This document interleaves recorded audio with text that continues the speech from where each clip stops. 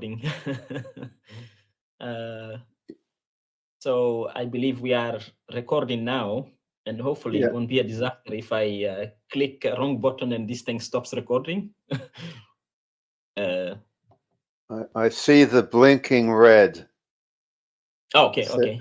So that's the good news. Yeah. Let's see. What else? Yeah, I've left the stage open anyway. So for those who want to join, they can just join. So, okay. We'll start in a second. Da-da-da-da. Yeah, so, I knew I forgot to, there's one part of the slide I forgot to add just a little bit. We'll finish before the hour, I promise you. It won't take long. Now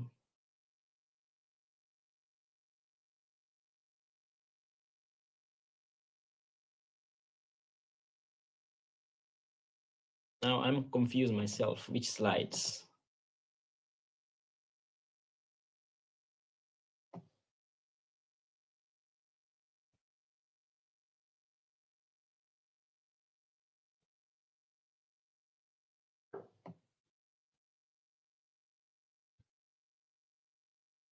Okay, I'll move this.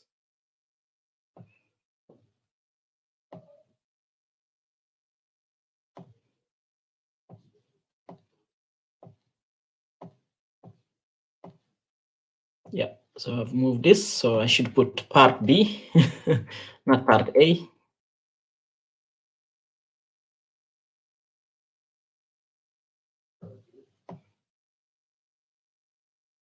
And I should bring this other diagram as well.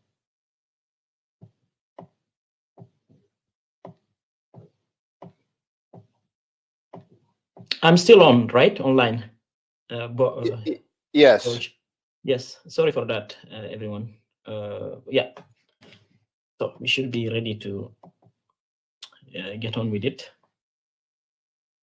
Okay, so welcome to, okay, it seems it's not updating. I need to maybe stop sharing and share again for the, for the news. I see the slide? Yes, can you see and yes, I see the learning journey timeline slide. Okay, good. This is what I wanted. Yeah, but it's still saying part B somehow. It should be part. Let's see. Am I sharing the right? It should be part B. This is the thing with the. Actually, let me refresh again to see.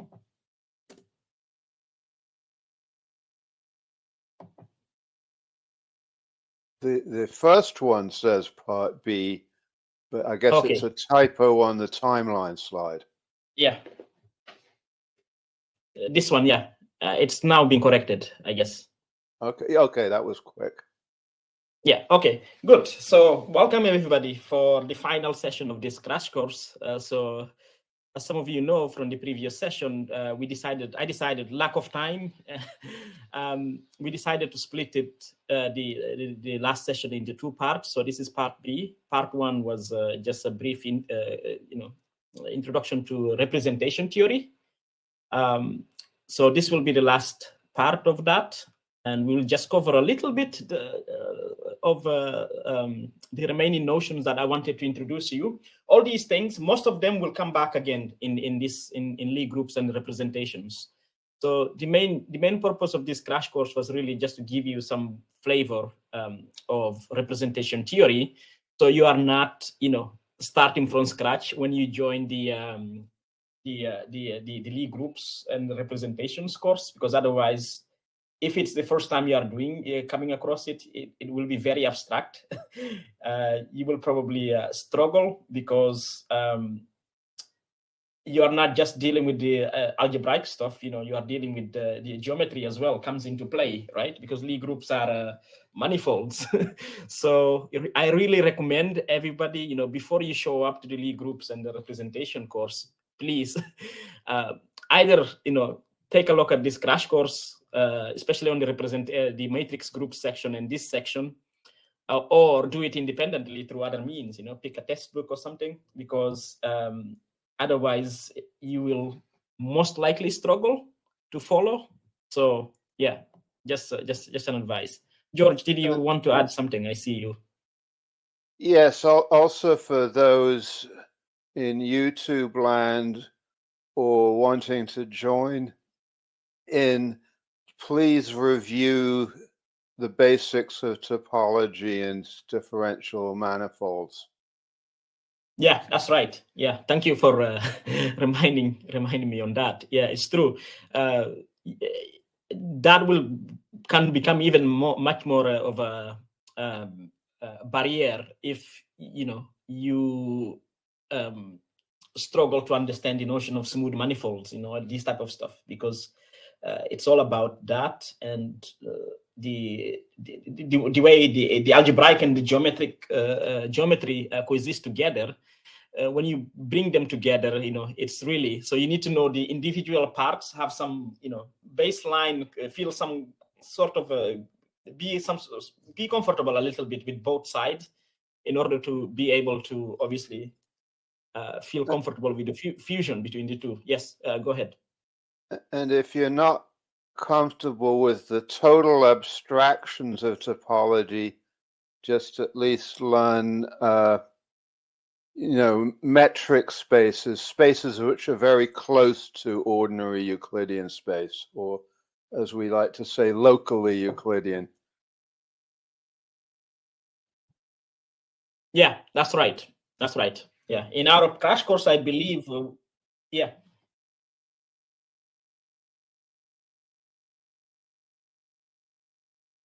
Yeah. Yeah. So I definitely recommend you to do that, because otherwise it will be an uphill battle to follow the course. And I'm actually happy, George, for everyone else, here. If you want to regularly do like study sessions, just ping me on Discord. I can create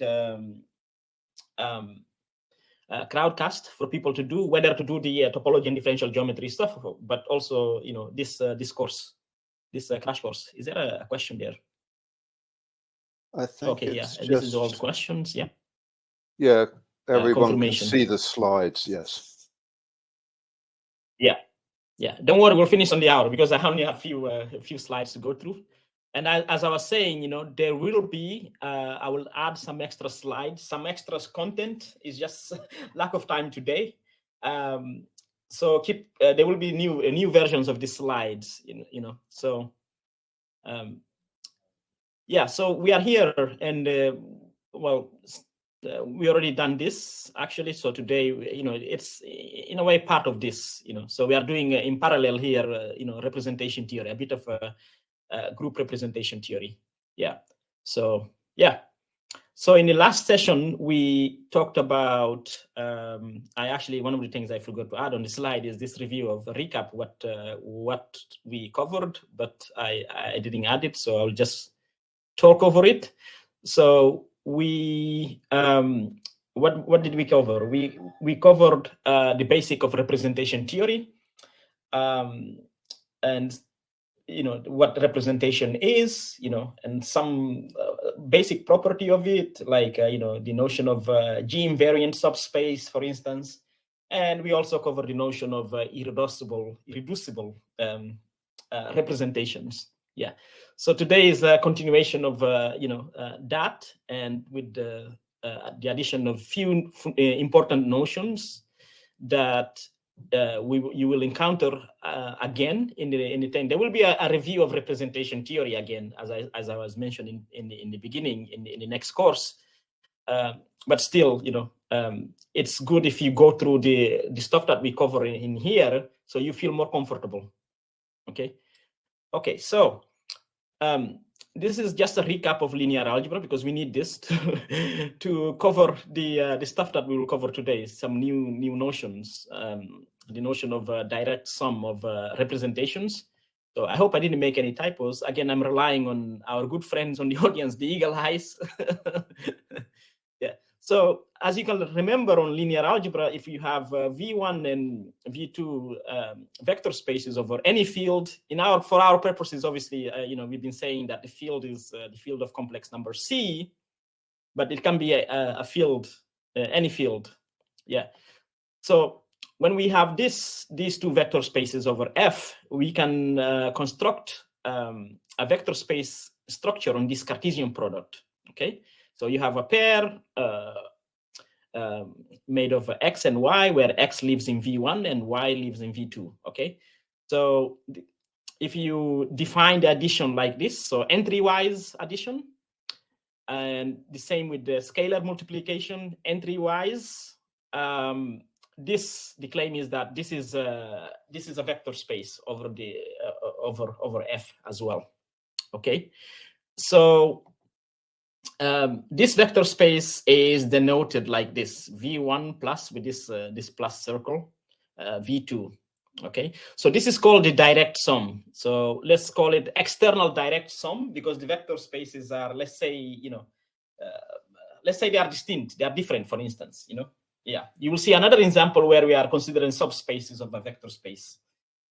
Okay, so when this happens, we say direct sum of V1 to and V2, and the dimension. So if the dimension of V1 is D1, little d1, and the dimension of V2 is little d2, then the dimension of the direct sum space is actually additive. The dimension of D1 plus D2. Do you agree, or I made mistake? Who agrees? Is it addition or multiplication? Addition. Okay, so Dimitri goes addition. Anyone else wants to throw in the hat?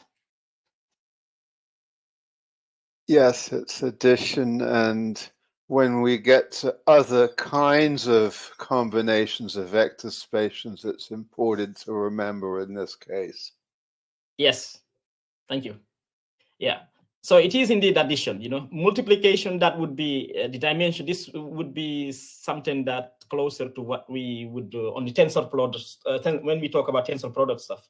I forgot to add tensor product is one of the things that I wanted to add. I will probably add it on the slide, but feel comfortable first with the direct sum. This is very important because some of the results you will need this.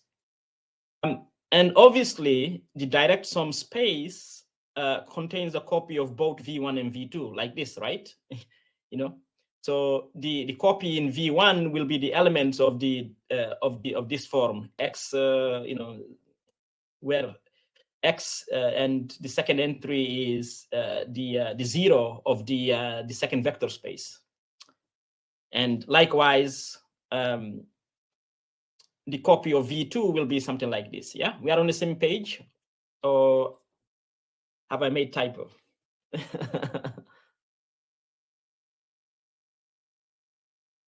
Everyone agrees? Can you see there is a copy of both V1 and V2 in this direct sum space?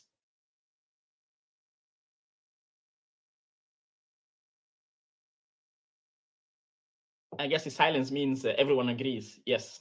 Yes. Okay. Excellent. Okay. Now it's going to be a little bit abstract. So this is where it's you have to take your time and go through the slides again, and try to write these things, because I actually don't have that many examples. Like the example of because of lack of time, I couldn't put an example, but I will add some examples over the coming days and update the slide.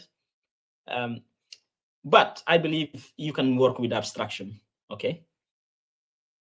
But before that, actually, let's. So this is in external direct sum.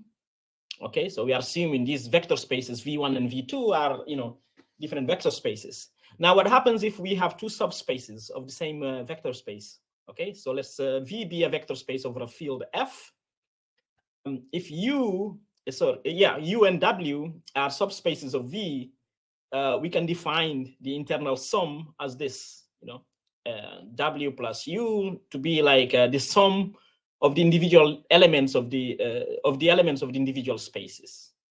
of U and W. Okay, and the claim is this is a subspace of V. Do you agree? Can you see this is a subspace?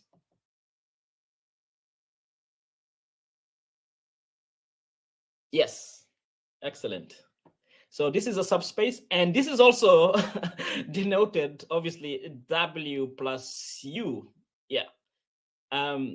But actually, if you think a little bit, you'll see this is actually, for in our case, for example, here, this will be isomorphic to the other definition. It will be the same, equivalent. So it's just a matter of choice. And now this is, yeah, go ahead. I just wanted to point out that this is very similar, although the terminology is confusing, it's very similar to the direct product of groups. And in fact, for the group structure of the vector space, it is. Yeah, because vector space obviously carries additive group structure, indeed. Yeah. Okay. So now here's an interesting thing you need to consider. If W and U are subspaces of V, we say V is a direct sum of the two subspaces, and we write this if the following holds. Okay, if the intersection of W and U is the zero space, okay, and V can be recovered by the sum, by taking the sum of the direct sum of the two subspaces. Okay, so you can recover the entire space V by adding two elements of the individual subspaces. So you can express any element of V uniquely as two elements of W and U. Okay. So are we on the same page? You understand this when V is a direct sum of this, right? So we have two subspaces. Their intersection is the zero space, right? So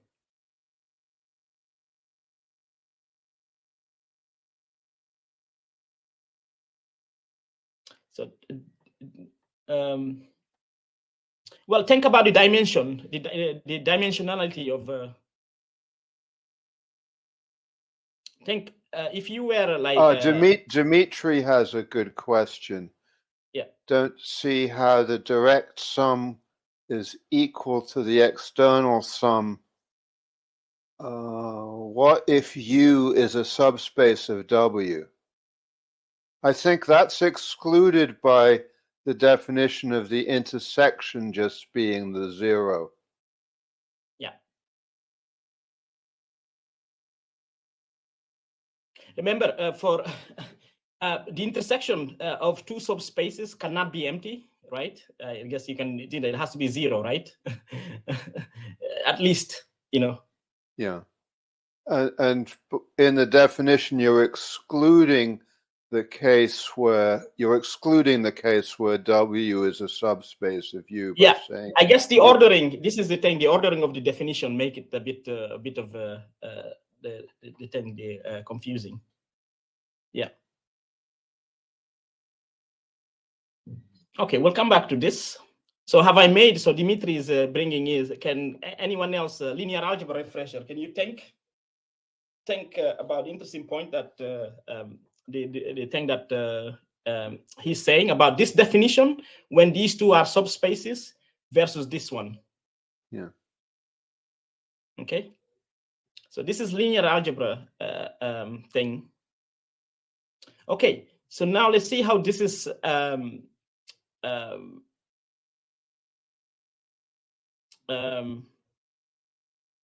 Let's see how this is actually. This is what I was saying. It's very abstract. I hope I didn't make any typos. Yeah. So let's remember we've been using we've been writing these like the pairs, the vector space together with the homomorphism from the group G to the general linear group of the respective vector space, in this case of V1, okay? And in our case also we have V2. So let's these two, V1 and rho 1, be, first of all, K1 dimensional. So this is just a label. Maybe I should have used N and M. So this is just a label. You need to feel comfortable with the labeling, you know, especially if you pick test books. There are a lot of test books out there. Yeah. Yeah. So,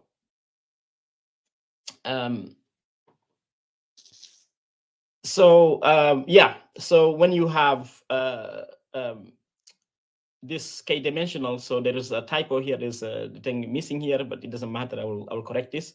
So if you have two representation, one k1 dimensional representation of G, and the second representation V2 rho 2, which is k2 dimensional representation of Yeah. of G.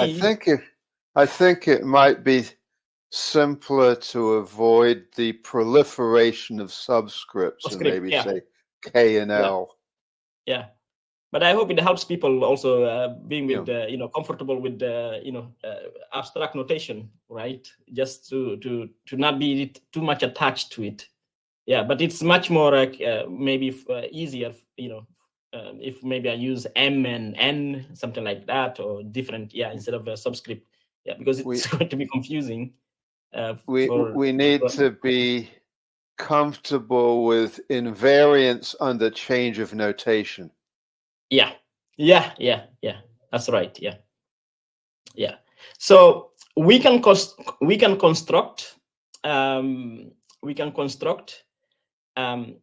a, maybe I should add here a bracket as well just to make it but I guess it's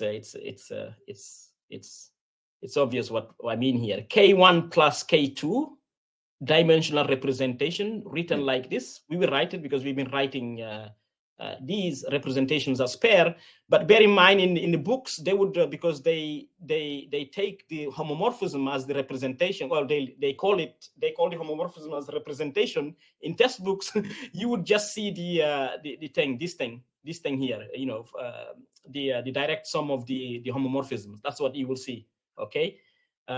We are doing it this way just so you insert a representation, you know, is always a pair of the vector space and the homomorphism from the group itself to the general linear group of that vector space. Okay, especially when we are working, unless the vector space is understood from the context. But even then, it's helpful in the early stages when you are getting exposed to these things to always insert it in your mind.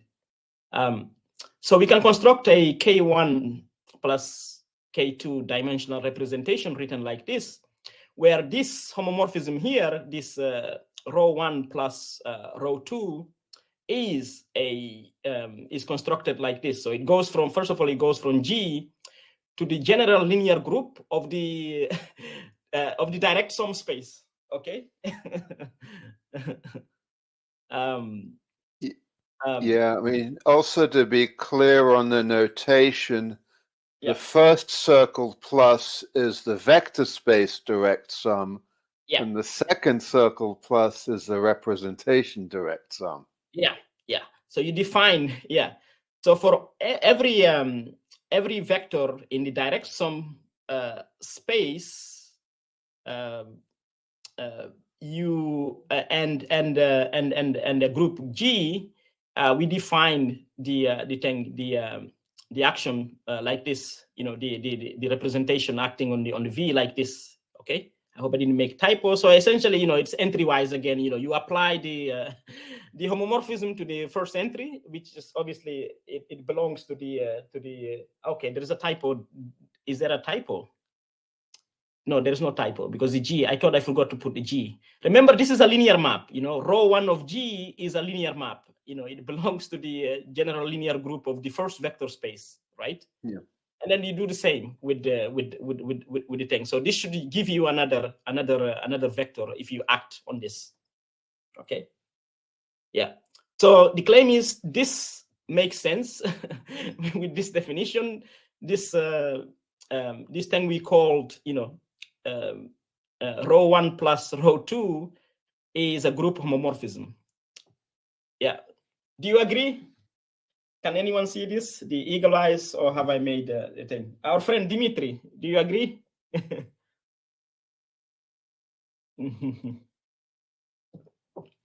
I think silence is agreement. Yes, and now Yeah. I see the typed agreement from Dimitri in the chat. Okay. So Dimitri agrees. That's good.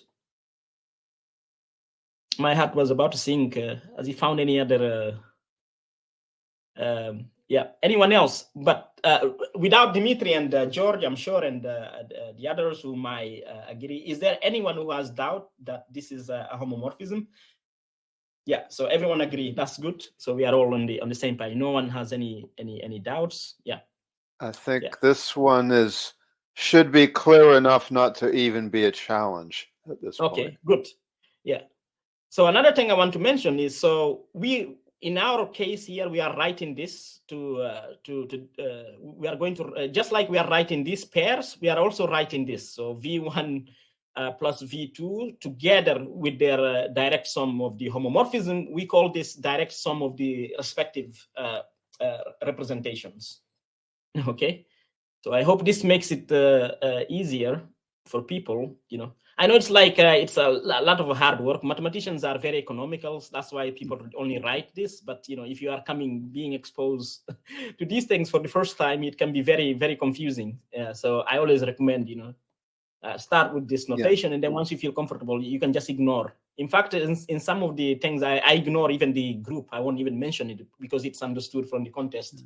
Like there's a group. Yeah. Again, if you're wanting to show this from scratch from the definitions, a diagram might be helpful in keeping straight. Yeah, definitely. Obviously, because of lack of time, I didn't have time to do these diagrams. But actually, in the study sessions, you can actually, I encourage you to try to do the diagrams. If you have any doubts, the diagrams will tell you where things are going. I'll go so far as to say that the diagrams is where you go beyond the kindergarten linear algebra into the higher level. Yeah. And for those of you interested in other stuff like category theories and all this type of stuff, it's you have to feel comfortable thinking diagrammatically. In the topology and geometry as well. Yeah. So that's done. Now, this representation is actually equivalent because obviously this group is isomorphic to this. So we can actually write, this representation, rho plus one, rho plus one, rho one plus rho two that goes from G to the general linear group of the direct sum space to actually, this is equivalent to G going to the general, the set of invertible K1 plus times K1 plus matrices over over C. Okay, so do you agree with this as well?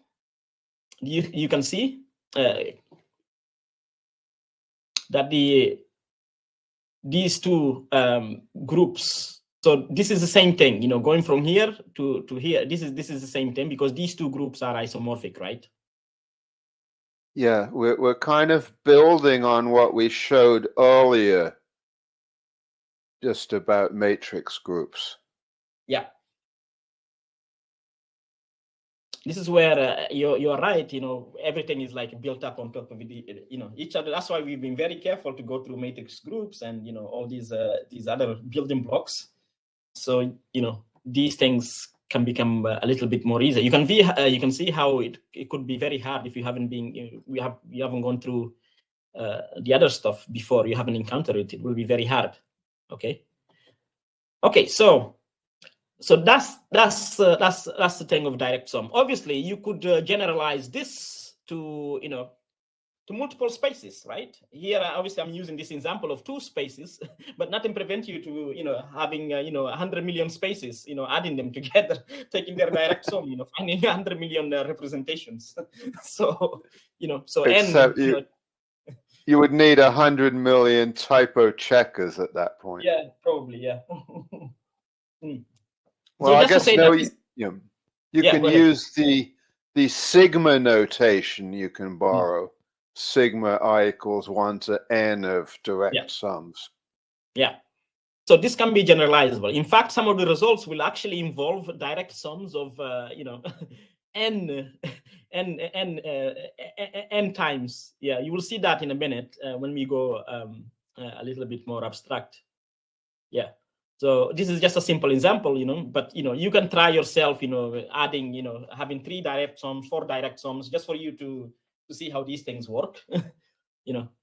Piece of paper should do this, pick 2 vector spaces, I mean, you can technically pick the same vector space and take the copy of it n times, right? So, okay. So let's go to the, I believe now we are going to the something also very important, maybe a little bit abstract, and I hope I can pronounce this. The notion of how do you pronounce this in the composable representations. Composable. Indecomposable. Yeah. Sort of think of indecomposable. Hyphen that's collapsed. Yeah.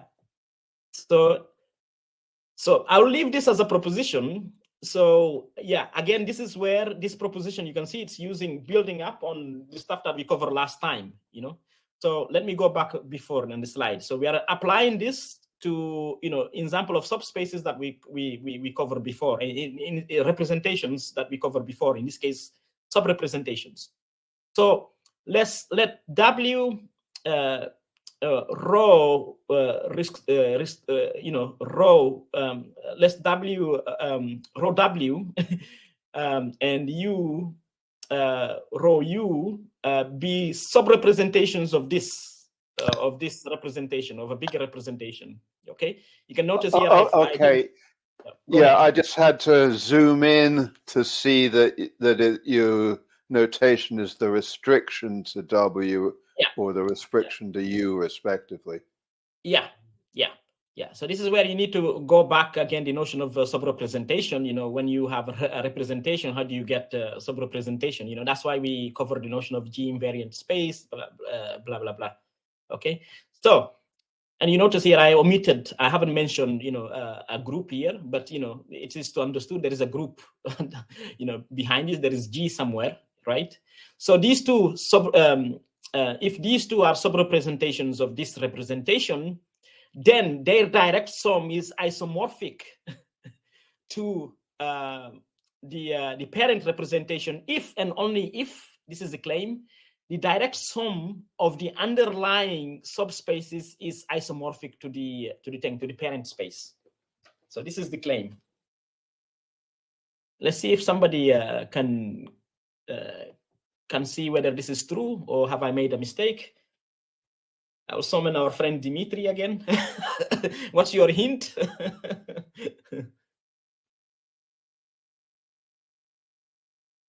I see someone said agree. Okay, that's 7 minutes ago. Maybe that's 7 minutes in the future. No, that was the older part of the chat. Dimitri, yeah. Okay, good. So like it should be true. If Dimitri's in our corner, I feel more comfortable. Okay. So we seem to be on the same page. But try to prove this. Try to prove this. By going through the previous session where we covered what sub-representation is of a representation. Okay, and now very, very important. A representation is indecomposable if it's not a direct sum of proper sub-representations. Okay, so in other words, if it's not something like this,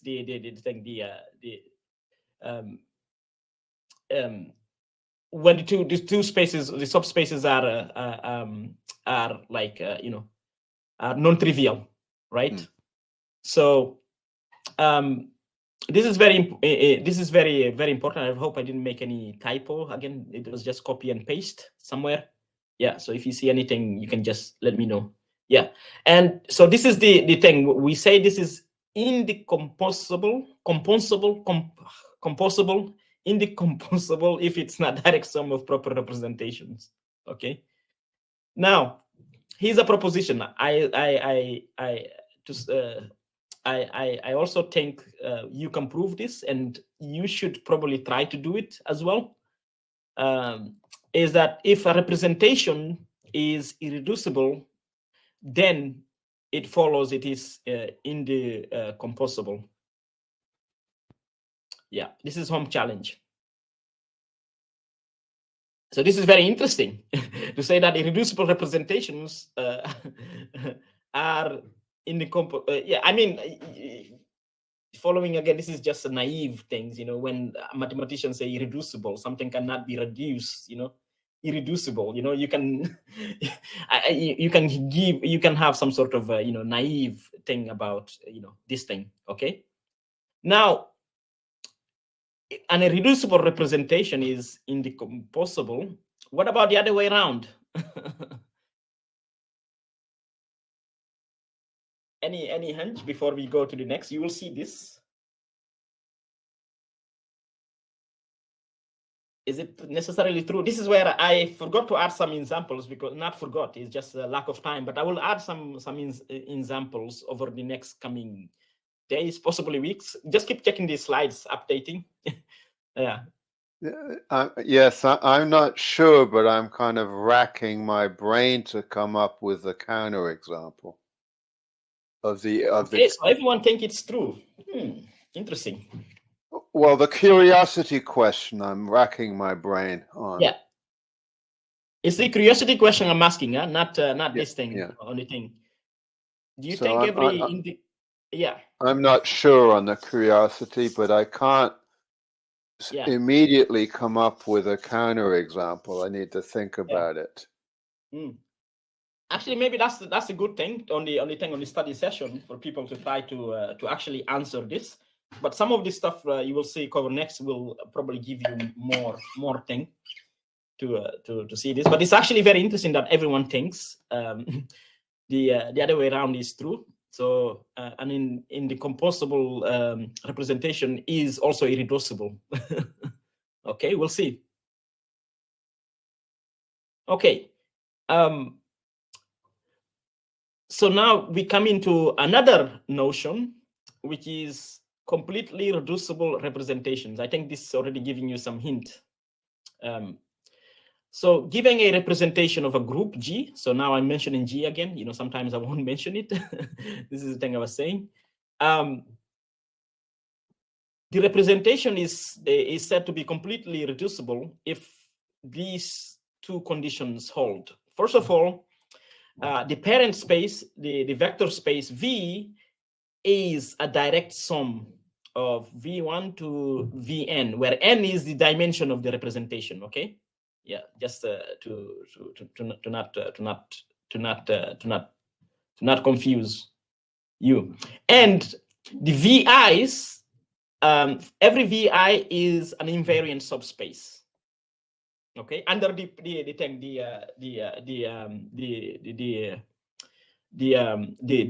representation, you know, the restriction stuff we did on the thing. So it's invariant under that. Okay, this is why this is getting abstract. You need to really think, you know. And also, I would actually be welcome if you see any typos and these things, you know. Yeah. Okay. Now that I've thought about it a bit, the indecomposability is more an element of the vector space, but the irreducibility, I think, depends on the nature of G. But that's my hunch. Yeah. Okay. Okay. Okay. And given that hunch, what do you think about the previous question I was asking before? Am I on, actually? I can see my... Yes, and now I'm more confident in no on the curiosity question. Okay, so that's very interesting, actually, everyone. So George is okay. Let me go back. So George is saying after this this definition here. Actually, I haven't even finished doing the definition. Only in the first point about this, invariance. So yeah. So the second condition is for all I, the subrepresentations are irreducible. Yeah. So based on this information, the new information came to light. George is now saying. The other way around is not true. Can anyone? Does anyone agree with him now? Now, have you also been enlightened by this new definition, by this new fact?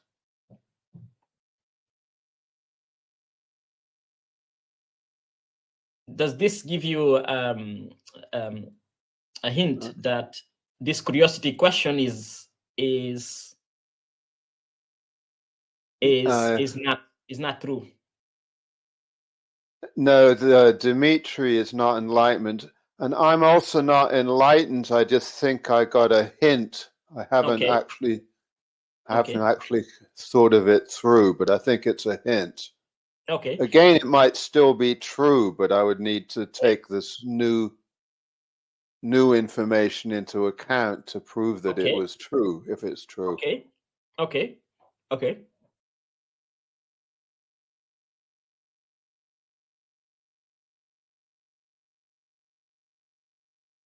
Yeah, it's an n. Yeah, in definition we are saying n. Yeah, n is the dimension of v. Yes.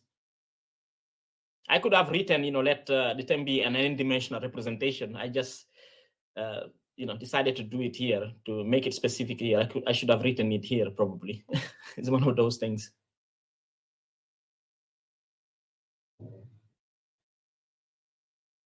Yes, so Dimitri is saying, so each of the V sub I is one-dimensional. Is that the case, everyone? This is something to bring to the study session. It's an interesting observation because the total space is obviously n-dimensional. I think that follows. Yeah, I think that follows fairly directly from the finite dimensions.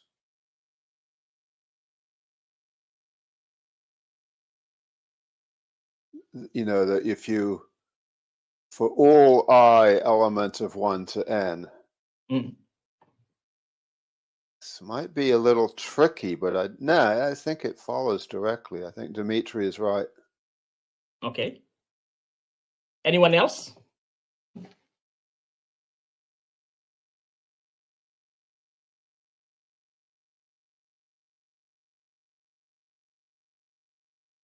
And if that's the case, then remember what we said about one-dimensional representations, what they are in the previous session as well. Yeah, I mean, again, I'm thinking of it in terms of, well, you have it up there, G invariant. So I'm thinking in terms of the action, yes. Yeah. Okay, save this for the thing. I think it's a good discussion point for the thing, for the study session. Thank you, Dimitri. Yeah. Very good observation. Yeah. Yeah. So yeah. So this is the notion of something being completely reducible. Okay, a representation being completely reducible. Okay. Now, here's some interesting facts. These could be stated as theorems, and I hope I didn't make any typo in these things. If you do go and pick a representation on a book, or someone else, or you go through the exercises, it doesn't have to be in the next study session. Gradually, you can go through this from now. Make this thing as a prep for the Lie group course stuff. Try to go through these notion, because this will help you in the representation bit of Lie groups. This is the thing. So the claim is on the first note is that if a representation, obviously over a group of a group, I'm omitting mentioning group here just to save space. If a representation V rho is equivalent to a decomposable representation. By the way, did I define this? We defined this, right? Yes, a couple of slides back, I think. Before, did we? Yeah. Yeah. So it's the opposite of this. Yeah, we did. Yeah. So if it is the decomposable representation, if this representation is equivalent, to a decomposable representation, let's call it, V prime and rho prime, then V rho is also decomposable. I guess you can, intuitively you can like detect when two things are equivalent. We define the notion of two representations being equivalent. Someone tested on chat. Okay, yeah. Thank you, Claudia. We see you. Yeah. Thank you. Yeah. Thank you. Yeah. So have a go through these facts. Yeah. It's very, very interesting. The second one is if this thing is equivalent to an irreducible representation, then it is also irreducible, and so on. Okay. And very interestingly, every n-dimensional representation of a finite group over a field of characteristic 0 is completely reducible. This is very interesting. This is very, very, very, very interesting. And just a question: does this apply to the field that we are working on? This brings a bit of field. What's the characteristic of C? Does this apply to the thing, to the field? Bob has a question. Is V prime just V with a different basis?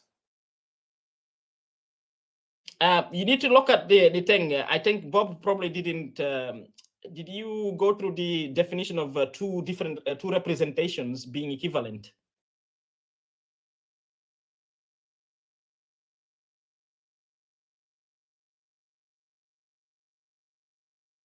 I think the answer to Bob's question is that you can map the two, map V1, V to V prime. No, yeah, you can think of it that way, but actually V and V prime are two different vector spaces. Yeah, correct. So you would need to have a basis for each of them if you want to do it in terms of bases. Yeah.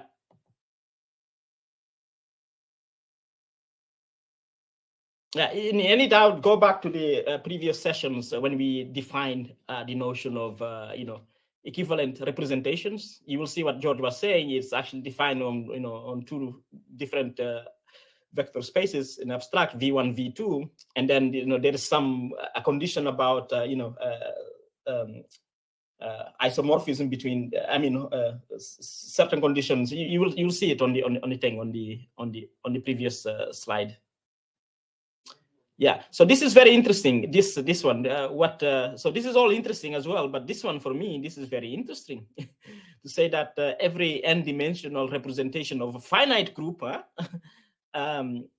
over a field of characteristic 0 is completely reducible. So the question is, does this apply to the fields that we are worried about, we are concerned about, like this C and R, in C in particular? This is kind of the characteristic 0 is kind of in group terms, meaning that there is no cycle, that there's no, you don't have a cycle of G to the N being the identity. If you think of the group of the field multiplication as a group operation, am I right?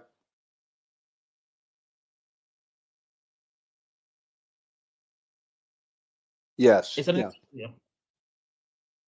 So you can think of characteristic as being the length of a cycle for the group part of the field. Am I right? And Is George right? Yeah, so that's kind of the definition of characteristic, if my memory is good. So based on your thing, that C is a characteristic. Do you agree C is a characteristic 0 then? a little homework challenge for people. A homework challenge for people, yeah. Need to review. Yeah, but it's nevertheless very interesting, yeah, to see in terms of this thing, for finite group. Yeah, there is another theorem that I didn't have time to put, which is I never know how to pronounce the name, Musca theorem, but this will come in the Lie group representation theory. In a Lie group course, you will review all this. You will have all these other theorems. Yeah.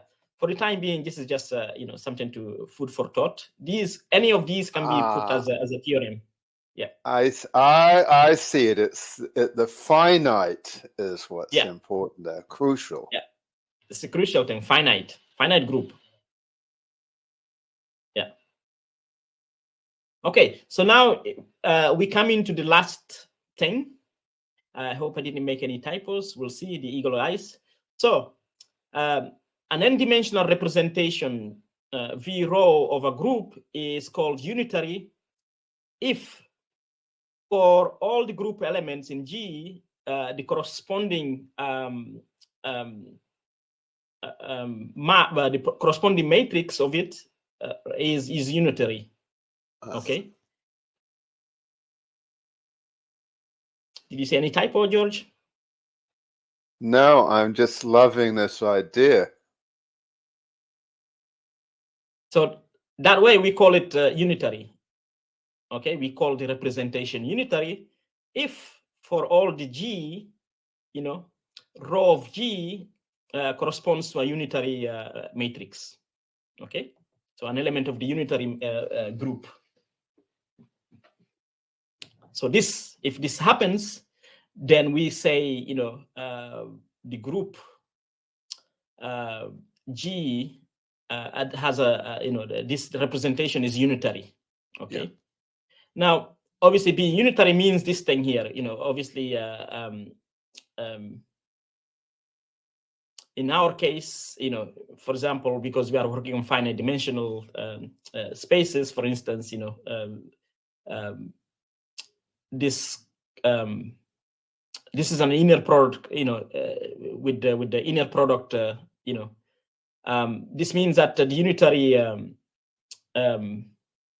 unitary thing, the unitary representation, they preserve the inner product. So if you act, if you do this rho 1 of G, you act on these. I'm using now the physicist notations phi's because under the hood, actually, this is a Hilbert space as well, even though we haven't mentioned explicitly, because this is n-dimensional, so it means it's isomorphic to Cn, and we know Cn is a complex Hilbert space, right? So it preserves the length, yeah. By the way, this preservation doesn't just happen in a thing. I just realized, it's a bit. I'm saying something that can confuse you too. That was hinting that because I mentioned n-dimensional, this is actually infinite dimensionals also. The unitary stuff. So this is something that happens across. We do have representations over with infinite dimensional as well. Obviously, in our case, we are working with finite dimensional spaces. So now here are two. I call them two cool examples. I hope I didn't make any typos. So again, our eagle eyes could correct on that. So let's G be the reals with the addition, the group structure being the addition. So the claim is we can construct a one-dimensional unitary representation of the group of R with the homomorphism rho going from R to U1 to the unitary group, right, of order 1, like this.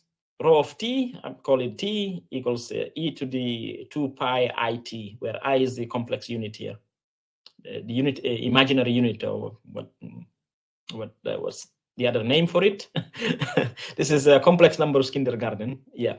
So the claim is this makes it into unitary representation. Yeah. So you have to verify this is indeed a homomorphism, right? If you have T1 plus T2, you will get the thing on this. Okay. And here's a very interesting example. That's why I call them, they are both interesting. I call them cool examples. Here's an example. Let's G again be the reals. I hope I didn't make any typo somewhere. Somehow the way this, with the group structure under addition. Okay. And now we can build an n-dimensional unitary representation of R. So in the previous example, we built a one-dimensional representation. Okay. So the claim is we can have this representation with the homomorphism rho from R to the UN defined like this. Rho of T again equals this thing, and where H here is a Hermitian matrix. Yeah. So the guys in physics, what could H mean in physics? It's Hermitian. So okay, let's not dive into the thing about being Hermitian and self-adjoint stuff. In finite dimensional, it doesn't matter. I'll give a hint to the mathematicians recalling the linear algebra. The eigenvalues of a Hermitian matrix are real. Yeah. Big hint. The physics guys, what could H would be if you are modeling a physical system?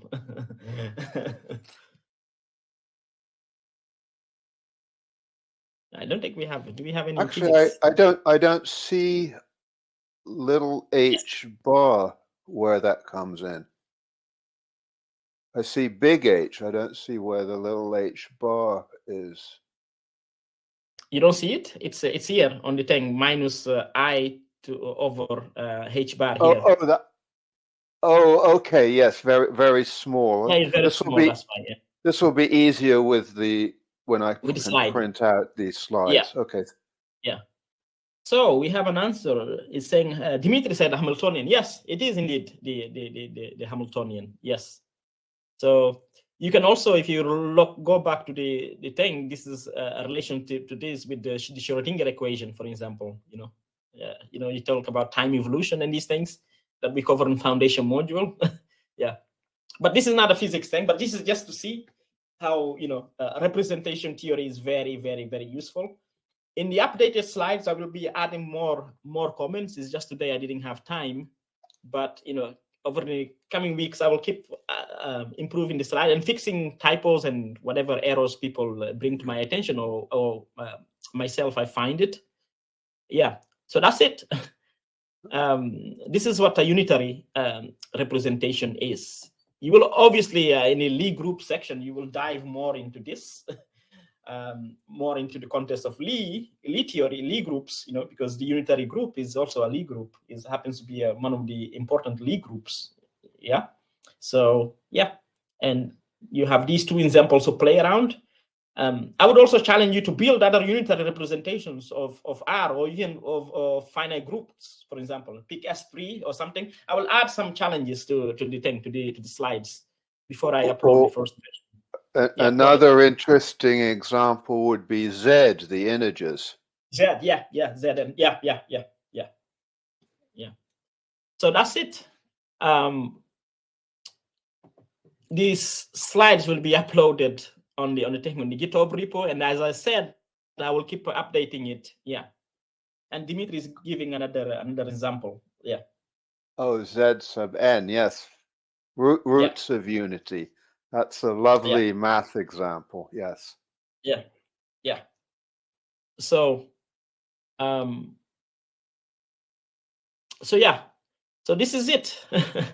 Really, it's been a long journey.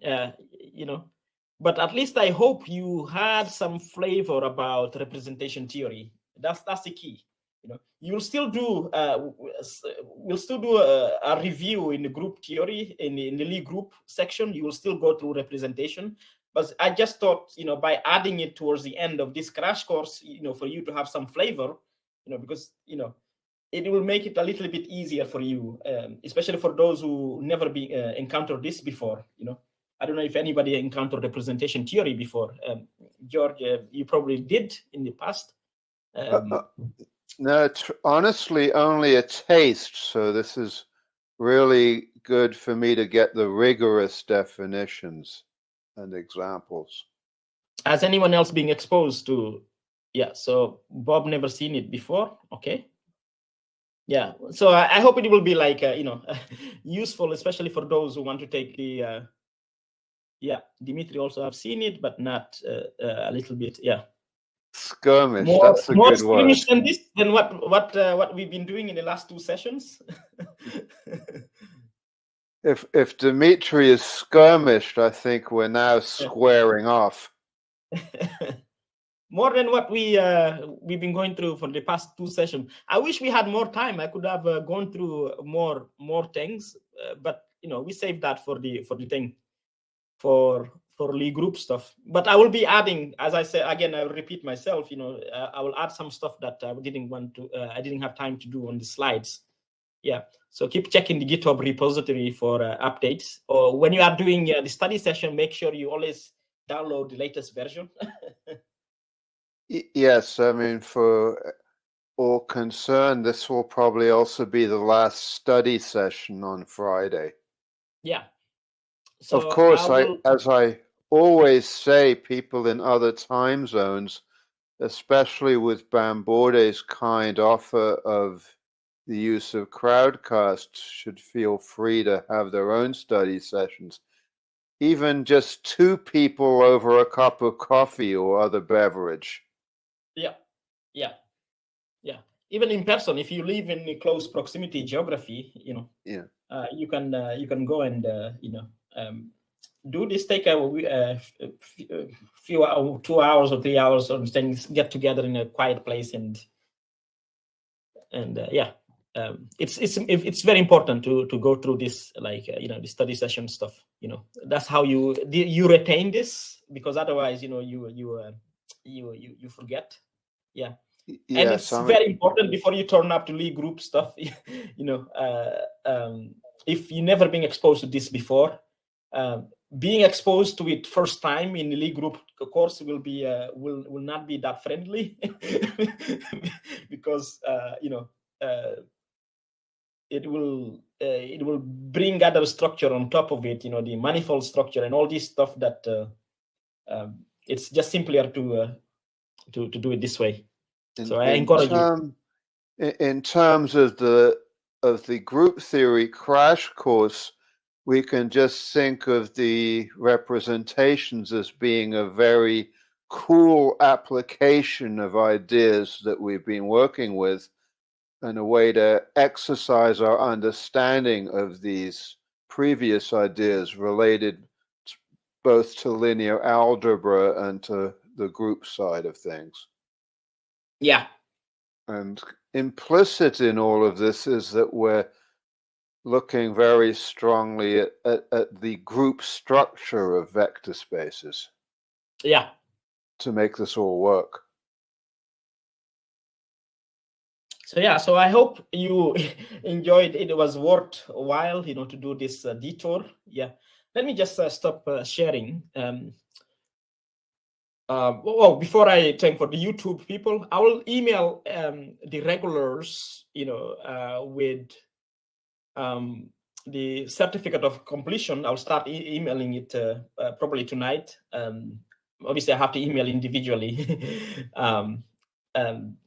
just to say thank you personally, as opposed I could have automated using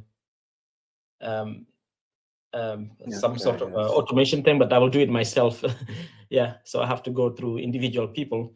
Yeah, so if you didn't receive it, just especially those watching on YouTube who haven't been like as regular as this chat. Okay, Dimitri. Yeah, no problem. Thank you again for your input, for your help, and for your corrections as well. The same. Thank you. Yeah, thank you so much. Yeah. So I was saying about the certificate. I will issue it to the most regulars. Yeah. For those watching on YouTube, because I know maybe you couldn't attend, the live sessions and these type of things, you just need to, you just need to show me. I mean, like you have the at least you have the baseline understanding, which I believe the regulars have.